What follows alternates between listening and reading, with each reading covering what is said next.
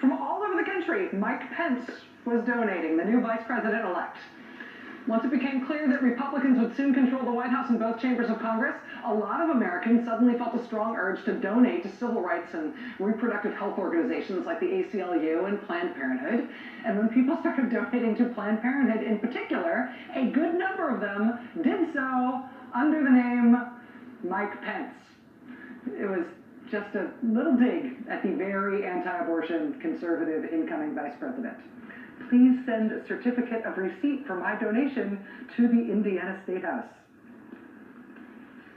When liberals and Democrats are trying to figure out what to do next in the immediate aftermath of the 2016 election, troll Mike Pence was a funny option. A huge new influx of people chose to donate to progressive rights protection groups that presumably would be working overtime in the new administration. Then by the end of the transition and the start of the new administration, the next widely chosen option was for people to march. The women's marches in New York City and Washington, D.C. made national news for days, in part for their sheer size. Some of the biggest demonstrations we've ever had in this country. But women's marches turned up in pockets of the country, really all over the place. Places like Jackson, Mississippi, or Fairbanks, Alaska. Almost 2,000 people braving snow and sleet in Fairbanks. Salt Lake City, Utah, thousands of people took over the Capitol building in Utah in the snow the Monday after inauguration. Nobody really knew at the time what all that energy would become after the women's marches were over, whether it would be harnessed and turned somehow into something tangible and long-lasting.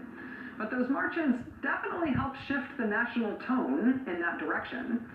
And then the first big electoral test of that was in the Commonwealth of Virginia.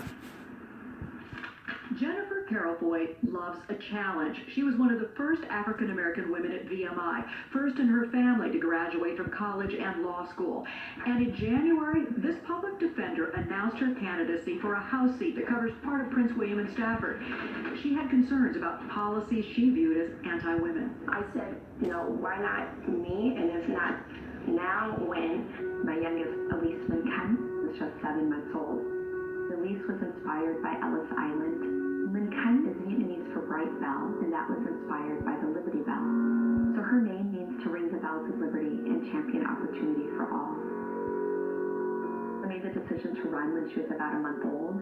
I had just given a very aspirational name to this tiny little baby, and I realized I couldn't rest upon her shoulders that responsibility. I had to stand up and fight for those values myself. I had a brother who struggled with alcoholism and PTSD for decades. I lost him in March, 2 weeks after I announced for this. It was devastating and hard to go on, but there are others like him, and I intend to make sure that they have more chances than he had. The women featured